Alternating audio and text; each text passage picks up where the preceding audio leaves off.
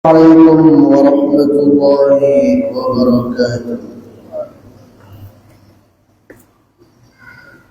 إن الحمد لله نحمده ونستعينه ونستغفره ونعوذ بالله من شرور أنفسنا ومن سيئات أعمالنا. من يهده الله فلا مضل له ومن يضلل فلا هادي له. وأشهد أن لا إله إلا الله وحده لا شريك له. وأشهد أن نبينا محمدا عبده ورسوله. يا أيها الذين آمنوا اتقوا الله حق تقاته ولا تموتن إلا وأنتم مسلمون. يا أيها الناس اتقوا ربكم الذي خلقكم من نفس واحدة وخلق منها زوجها وبث منهما رجالا كثيرا ونساء واتقوا الله الذي تساءلون به والأرحام إن الله كان عليكم رقيبا. يا أيها الذين آمنوا اتقوا الله وقولوا قولا سديدا يصلح لكم أعمالكم ويغفر لكم ذنوبكم ومن يطع الله ورسوله فقد فاز فوزا عظيما. رب اشرح لي صدري ويسر لي أمري واحلل عقدة من لساني يفقهوا قولي. Para jemaah yang mudah-mudahan dimuliakan dan dirahmati oleh Allah Azza wa Jalla, puji dan syukur senantiasa kita panjatkan kepada Allah Subhanahu wa taala atas segala limpahan nikmat dan karunia yang telah Allah Subhanahu wa taala berikan kepada kita semua. Bil khusus nikmat iman dan Islam yang merupakan dua nikmat terbesar yang Allah Subhanahu wa taala berikan kepada hamba-hambanya. Begitu pula kita bersyukur kepada Allah Subhanahu wa taala atas nikmat kesehatan dan kesempatan yang alhamdulillah sampai saat ini masih kita miliki dan rasakan, sehingga sudah semestinya bagi kita untuk terus berusaha mengisi hari-hari kita menggunakan sebaik mungkin nikmat umur ini dalam ketaatan kepada Allah Subhanahu wa taala. Ya, sebagaimana yang Rasulullah sallallahu alaihi wasallam ingatkan kepada kita dalam sebuah hadis yang sahih. Beliau sallallahu alaihi wasallam bersabda, "Idza amsayta fala tantadhir as-sabah wa idza asbahta fala tantadhir al-masa wa khudh min sihhatika limaradika wa min hayatika limautika." Kata Nabi SAW, kalau anda sedang berada di pagi hari, jangan nunggu sore hari untuk beramal. Begitu pula kalau anda sedang berada di sore hari, jangan tunggu pagi hari untuk beramal. Dan gunakanlah sebaik mungkin kesempatan sehat anda sebelum datang masa sakit anda. Dan juga gunakan sebaik mungkin kesempatan hidup yang Allah berikan kepada anda sebelum anda diwafatkan olehnya. Ini peringatan dari Nabi kita sallallahu alaihi wasallam agar kita bersegera dalam mengerjakan amal soleh dan menggunakan sebaik mungkin nikmat kesehatan, nikmat umur, nikmat kesempatan sebaik mungkin, sehingga tatkala kita berjumpa dengan Allah Subhanahu wa taala di hari kiamat kelak, kita dalam kondisi sudah memiliki bekal yang cukup, sehingga dengannya kita bisa meraih keridhaan dan syurganya Allah Subhanahu wa taala. Nah, para jemaah yang Allah muliakan, pada kesempatan ini kita akan melanjutkan pembahasan kita dari kitab Tafsir Juz' Amma, di mana kita akan bahas surah Al-Ghashiyah. Ya, surah Al-Ghashiyah. Al-Ghashiyah artinya meliputi, sesuatu yang meliputi. Di sini Syekh menyebutkan muqaddimah dalam surah Al-Ghashiyah ini, kata beliau, Suratul Ghashiyah minas suwaril makkiyah allati tatahaddatsu an masirin nas fi yaumil qiyamah. Jadi surah Al-Ghashiyah ini adalah surah Makkiyah. Itu surah yang turun kepada Nabi SAW sebelum beliau hijrah ke Madinah. Di mana surah Al-Ghashiyah ini berbicara tentang masirin nas, tentang tempat kembalinya manusia yang tidak keluar dari dua kemungkinan. Kalau tidak syurga, ya berarti neraka. Summiyat bihadzal ism liqaulihi fi awal hadhihi surah hal ataka hadithul Ghashiyah. Surah ini dinamakan dengan surah Al-Ghashiyah, itu diambil dari ayat pertama dari surah ini, itu pada firman Allah Subhanahu wa taala, hal ataka hadithul Ghashiyah. Wastadalla ala dhalika bil makhluqat al-'azima adalla ala qudratillah. Di mana dalam surah Al-Ghashiyah ini Allah Subhanahu wa taala memberikan pendalilan-pendalilan dengan makhluk-makhluk yang agung yang diciptakan olehnya, yang menunjukkan tentang kemahakuasaan Allah Subhanahu wa taala. Wa qad kana an-nabi sallallahu alaihi wasallam yaqra'u biha fi raq'ati tsaniyah min salatil jum'ah wal 'id. Di mana surah Al-Ghashiyah ini Rasulullah sallallahu alaihi wasallam menganjurkan kita atau menganjurkan para imam untuk membacanya pada rakaat kedua ketika sholat Jumat, begitu pula rakaat kedua ketika sholat Id, baik itu Idul Adha ataupun Idul Fitri. Jadi anjurkan membaca surah ini. Nah, kita masuk tafsir pada ayat pertama. Allah Subhanahu wa taala berfirman, A'udzu billahi minasy syaithanir rajim. Bismillahirrahmanirrahim. Hal ataka hadithul Ghashiyah. Yang artinya, sudahkah datang kepadamu berita tentang Al-Ghashiyah? Kalau dalam Quran terjemah diartikan dengan sudahkah datang kepadamu berita tentang hari pembalasan.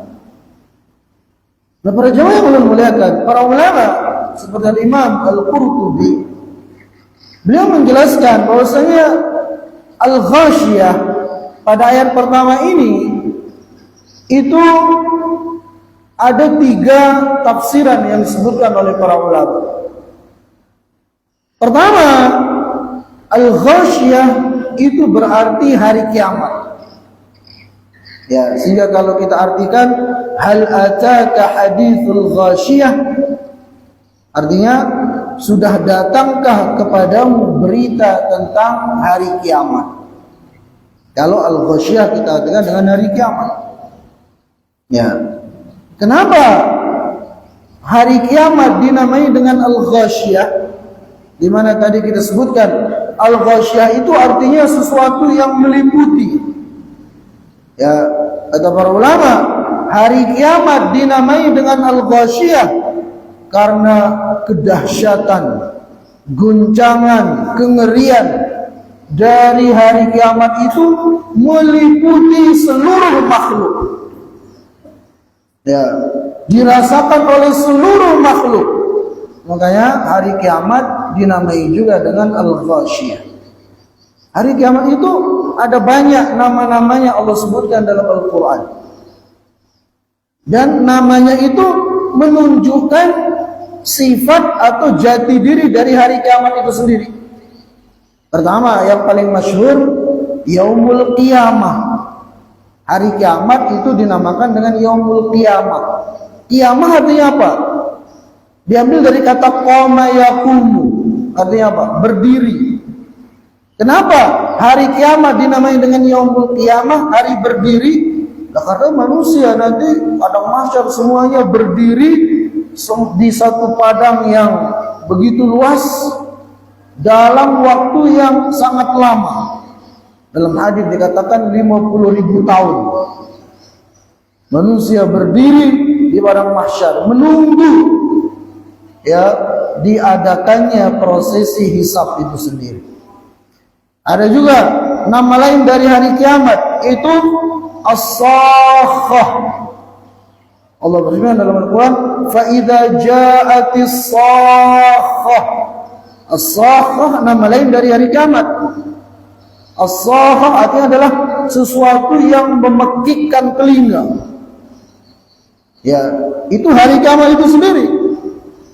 Di mana tiupan sangkakala itu memekikkan telinga seluruh makhluk yang ada, sehingga membinasakan alam semesta ini. Begitu pula di antara nama lain dari hari kiamat adalah At-Tammatul Kubra. Allah berfirman dalam Al-Quran, fa idza ja'atit Tammatul Kubra. At-Tammatul Kubra itu bencana yang dahsyat, bencana yang besar, dan itu yang terjadi di hari kiamat. Ya. Kemudian juga hari kiamat dinamai juga dengan Al-Qari'ah. Al-Qari'ah artinya ketukan yang sangat dahsyat, yang sangat kuat dan menakutkan. Nah, ini semua ya menunjukkan sifat atau kondisi dari hari kiamat. Nama-nama hari kiamat itu menunjukkan kondisi kejadian yang akan terjadi pada hari kiamat itu sendiri. Jadi kembali ya. Jadi makna pertama dari al-ghasyiyah adalah hari kiamat. Makna yang kedua kata para ulama, al-ghasyiyah itu adalah ismun nar. Itu salah satu nama dari nama-nama api neraka. Jadi kalau kita artikan hal ataka hadithul ghasyiyah, berarti artinya apa? Sudahkah datang kepadamu berita tentang api neraka? Itu tentang kedahsyatan api neraka yang meliputi seluruh tubuh.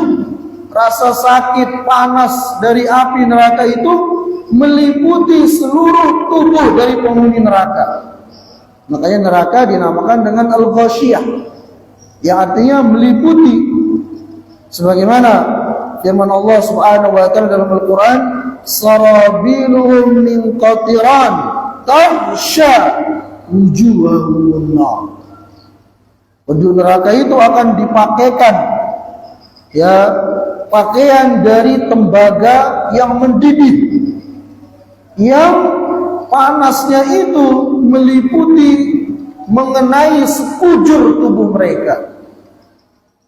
Jadi dikatakan di sini taghsya. Taghsya itu dari kata al-ghasyiyah. Ya. Maka dalam ayat yang lain juga Allah berfirman, "Inna a'tadna lidh-dhalimina naran ahata bihim suradiquha." Sesungguhnya kami sediakan bagi orang-orang yang berbuat zalim itu neraka yang panasnya itu, yang gejolak panasnya itu mengepung, meliputi sekujur tubuh mereka.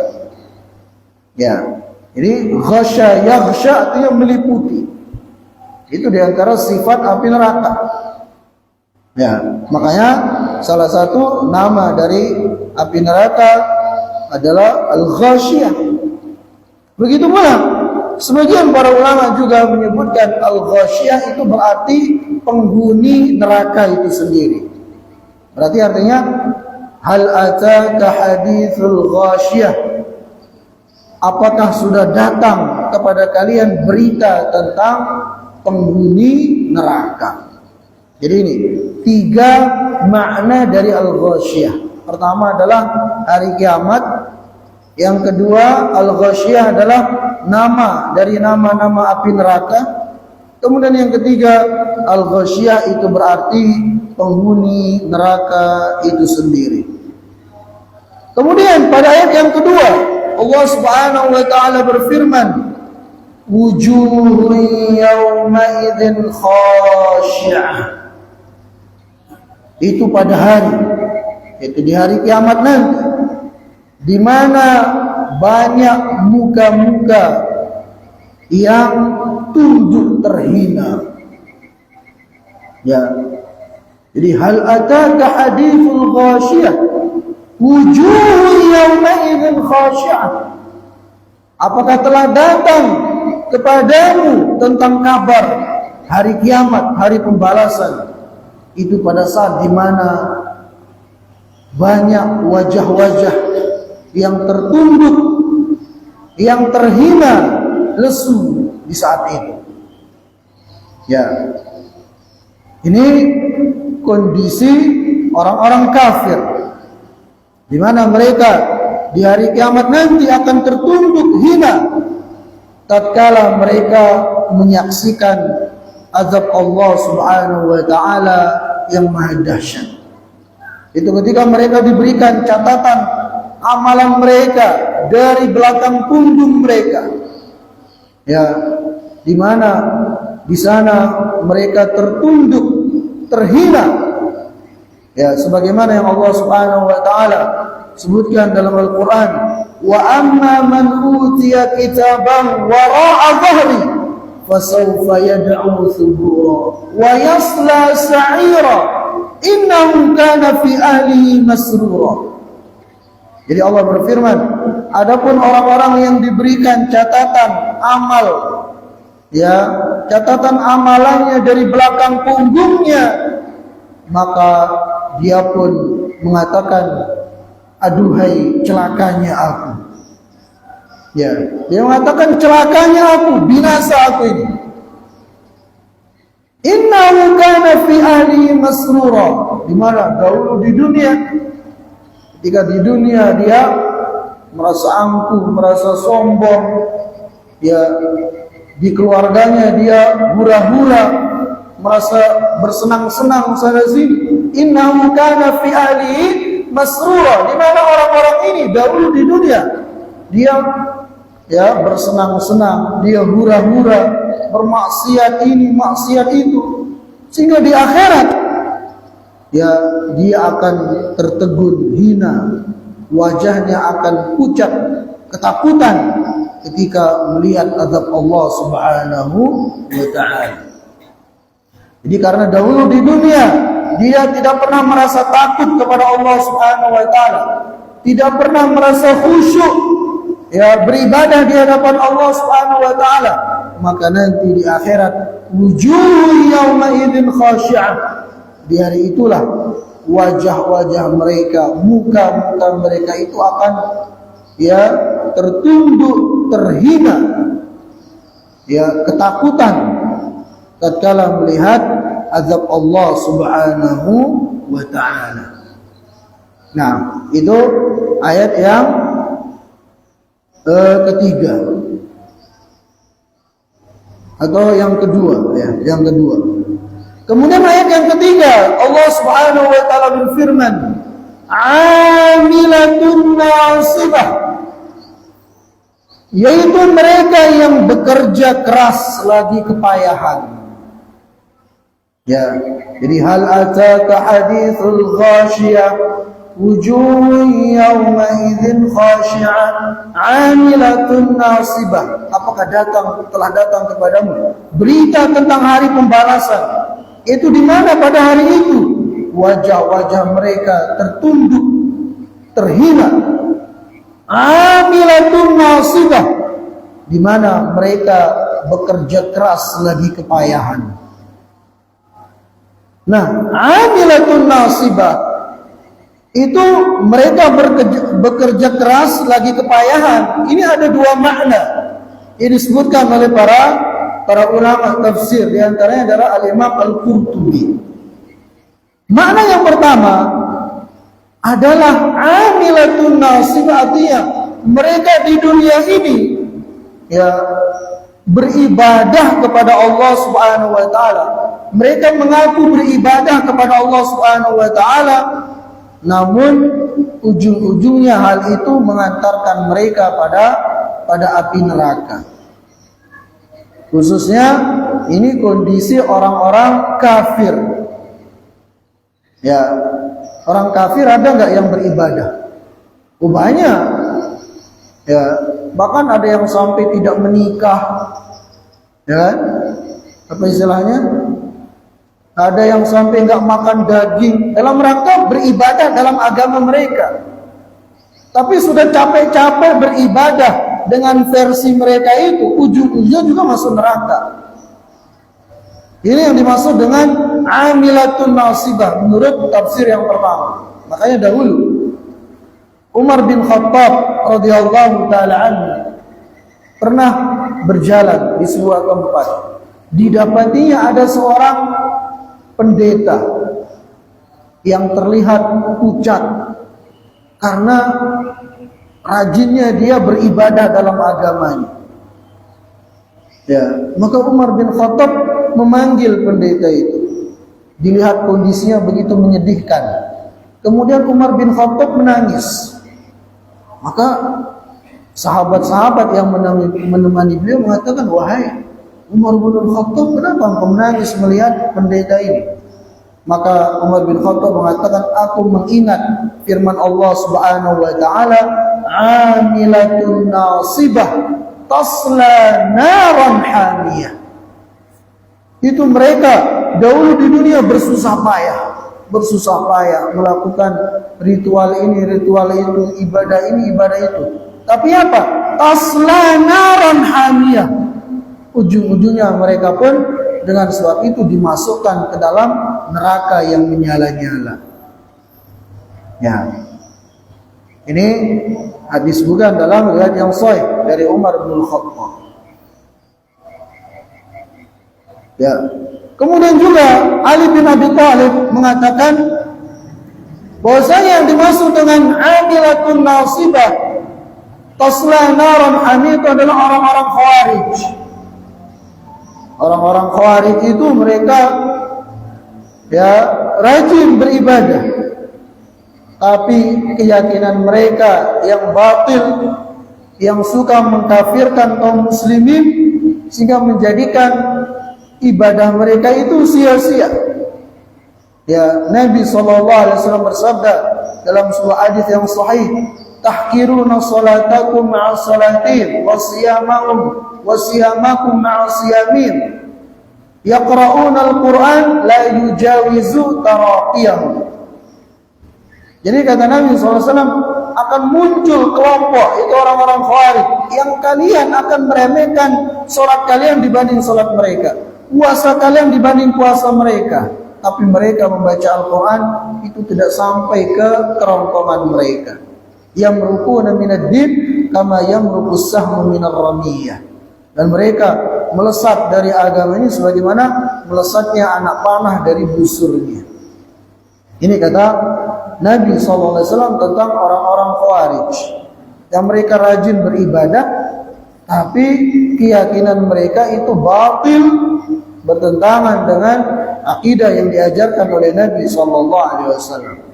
Ya, maka kata para ulama, ini juga sifatnya umum, peringatan bagi kita, ya, agar dalam beribadah itu pastikan ibadah kita itu betul-betul dengan tuntunan yang telah digariskan, diajarkan oleh Nabi SAW, supaya kita tidak dapat capek nyetok di dunia ini. Ya, karena sebagian orang kadang semangat mengerjakan ibadah, sekalinya ibadah itu tidak ada tuntunannya dari Nabi, sehingga yang terjadi apa? Sia-sia, amilatun nasibah, cuma dapat capek nyetok. Ya, makanya dalam hadis Aisyah radhiyallahu taala anha riwayat Imam Bukhari dan Muslim, Nabi SAW bersabda, "Man 'amila 'amalan laisa 'alaihi amruna fahuwa raddun." Ini barang siapa yang melakukan satu amalan yang amalan itu bukan dari perkara kami, bukan dari yang diajarkan oleh Nabi SAW, fahuwa raddun, ibadah itu akan tertolak, akan sia-sia, tidak akan bernilai di sisi Allah, justru dapat dosa bahkan. Ya, maka oleh karena itu para jamaah yang ulun muliakan, ya, dalam kita beribadah kepada Allah Subhanahu wa taala, itu pastikan ibadah kita itu sudah bersesuaian, sudah sejalan dengan apa yang telah digariskan, dituntunkan oleh Nabi kita yang mulia Nabi Muhammad sallallahu alaihi wasallam. Supaya apa? Supaya tidak sia-sia ibadah kita itu. Ya, karena ibadah itu tidak cukup hanya niat baik. Ya, harus juga sesuai dengan apa yang telah dituntunkan oleh Rasulullah sallallahu alaihi wasallam. Nah, jadi itu makna pertama dari amilatun nasibah. Itu orang yang bersungguh-sungguh di dunia, baik yang orang-orang kafir yang mereka bersungguh-sungguh beribadah dalam agamanya, tapi ujung-ujungnya itu ya tasla naran hamiyah, mengantarkan mereka ke dalam api neraka, sebagaimana kisah Umar bin Khattab dan pendeta tadi itu. Atau makna yang lain kata para ulama, tasla naran hamiyah atau amilatun nasibah, itu berarti orang-orang kafir yang dipaksa, ya, nanti di hari kiamat untuk melakukan pekerjaan yang melelahkan mereka, ya, khususnya nanti di akhirat. Jadi amilatun nasibah itu berarti ya kondisi orang-orang kafir, kondisi penghuni neraka yang nanti akan diazab dengan sesuatu yang sangat melelahkan mereka. Ya, di akhirat nanti, mulai dari di padang mahsyar, ya, di mana di sana orang-orang kafir, begitu pula para pendosa akan mengalami kelelahan yang luar biasa. Ya, berdiri 50.000 tahun di padang mahsyar, matahari didekatkan 1 mil. Ya, itu kondisi yang sangat melelahkan. Atau di dalam neraka, Allah Azza wa Jalla berfirman, sa'urhiquhu sa'uda, yang artinya aku akan membebani mereka dengan pendakian, yaitu gunung. Allah jadikan gunung di dalam neraka jahanam, yang gunung ini sangat panas. Kemudian mereka penghuni neraka itu akan dipaksa untuk naik ke atas gunung itu. Itu makna dari sa'urhiquhu sa'uda. Ya, jadi mereka dipaksa untuk melakukan amalan yang melelahkan mereka dan sia-sia. Jadi disebutkan di neraka itu ada gunung yang sangat panas. Ketika mereka menaiki gunung itu dan dipaksa, itu tangan mereka yang memegangnya akan melepuh. Tapi mereka harus menaikinya. Ketika mereka sudah sampai puncak bukit itu atau gunung itu, mereka melemparkan diri mereka lagi ke lembah itu. Kemudian disuruh naik lagi. Ini makna lain dari amilatun nasibah. Ya na'udzubillah.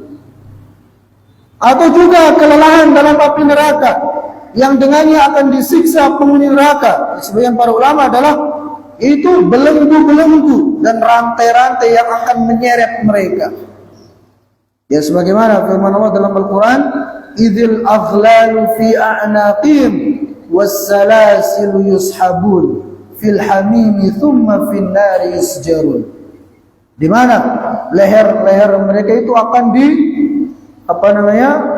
dibelenggu, kemudian mereka akan diseret dengan rantai-rantai di atas hamim, itu di atas api yang sangat panas. Naudzubillah. Ini amilatun nasibah, kelelahan, penyiksaan yang Allah Subhanahu wa taala akan ditimpakan kepada orang-orang kafir atau kepada para pendosa. Ya, nas'alullah as-salama wal afiyah. Kemudian ayat yang keempat, Allah Subhanahu wa taala berfirman, tasla naran hamiyah. Mereka akan memasuki api yang sangat panas. Ya, mereka akan memasuki api yang sangat panas. Kita sudah sampaikan beberapa kali tentang panasnya api neraka, di mana Rasulullah SAW bersabda, narukum hadhi juz'un min sab'ina juz'an min nari jahannam. Kata Nabi SAW, api kalian di dunia ini, ya, perbandingannya dengan api neraka, panasnya api neraka itu 70 kali lipat panasnya api kalian di dunia ini. Ya, itulah yang akan membakar penghuni neraka. Tasla naran hamiyah, firman Allah dalam ayat keempat ini. Mereka akan memasuki neraka yang sangat panas. Ya, panasnya 70 kali panas api di dunia ini.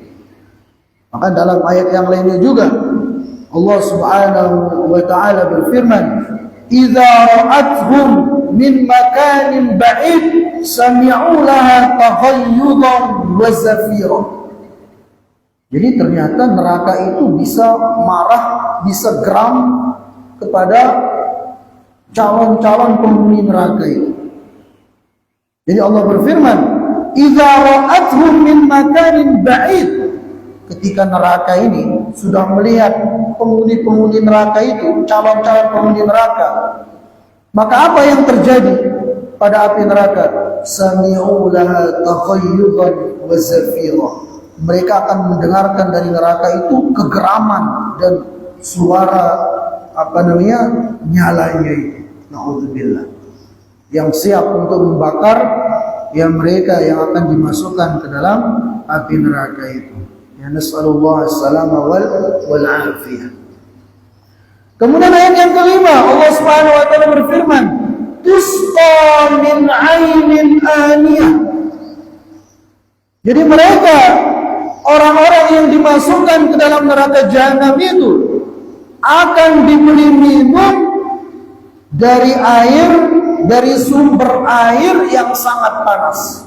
Tusqa, akan diberi minum min ainin, dari sumber air aniyah yang sangat panas.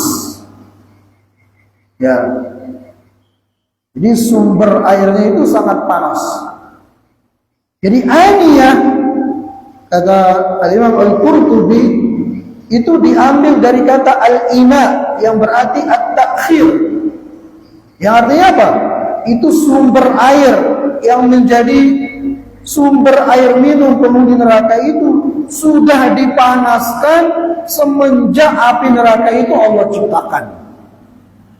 Jadi api neraka sudah Allah ciptakan. Nah, semenjak Allah ciptakan api neraka, sejak itu sudah dipanaskan air yang akan menjadi minuman penghuni neraka. Na'udzubillah.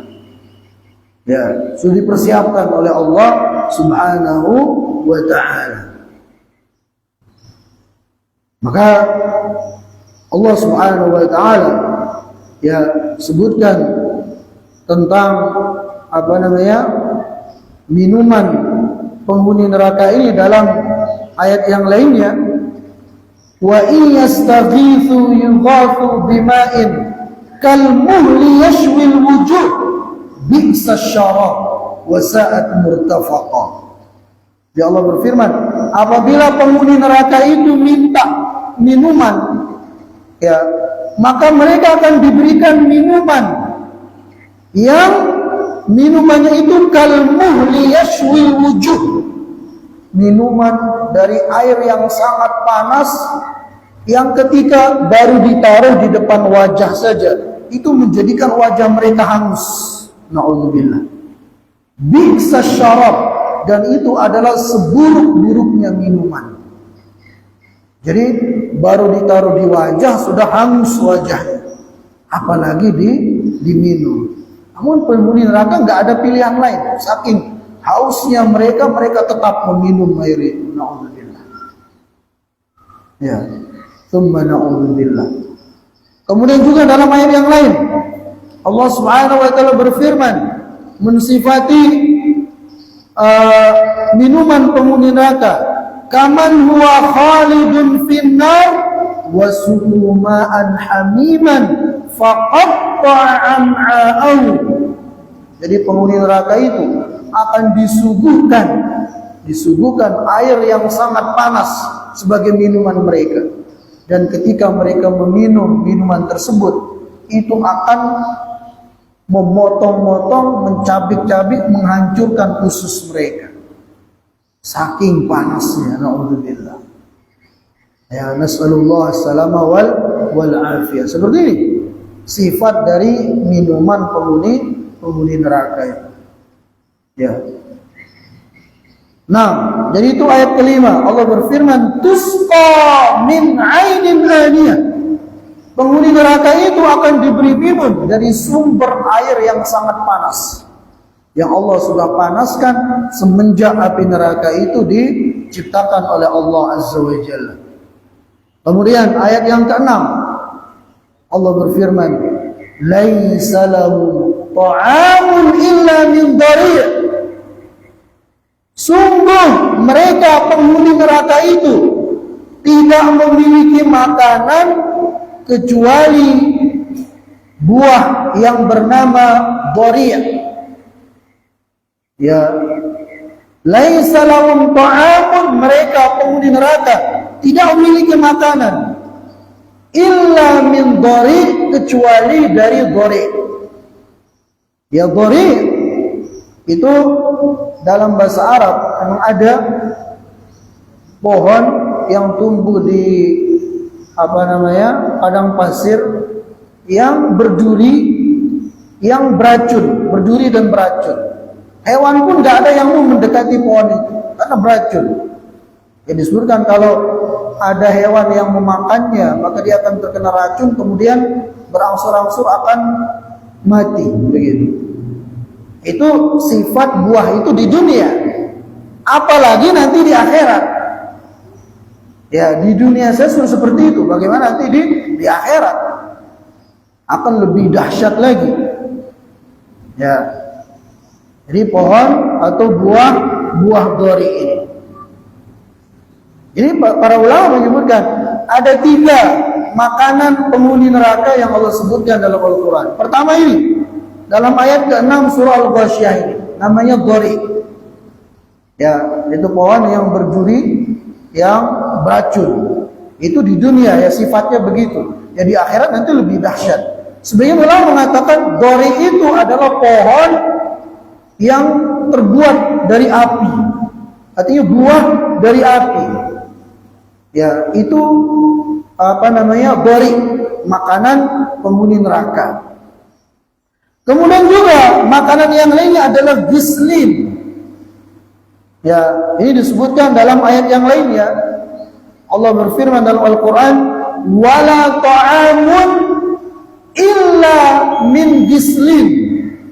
Jadi penghuni neraka itu tidak memiliki makanan kecuali gislin. Gislin itu, kata para ulama tafsir, adalah nanah dan darah dari penghuni neraka yang lainnya. Itu yang akan menjadi makanan penghuni neraka.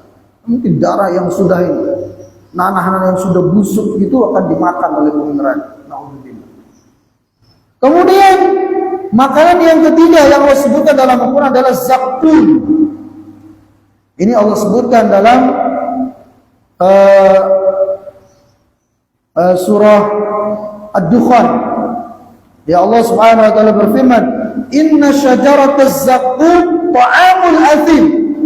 Sesungguhnya pohon zakum itu adalah pohon buahnya akan diperuntukkan bagi orang-orang para pendosa.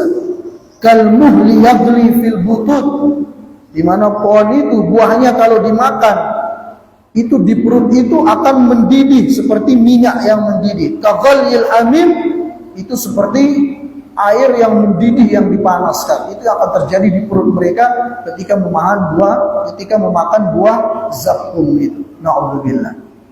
Ya, nasallallahu wal afiyah. Semoga Allah Subhanahu wa taala menjaga kita dari api neraka. Demikian yang ulun bisa sampaikan, mudah-mudahan sedikit ada manfaatnya. Assalamualaikum warahmatullahi wabarakatuh.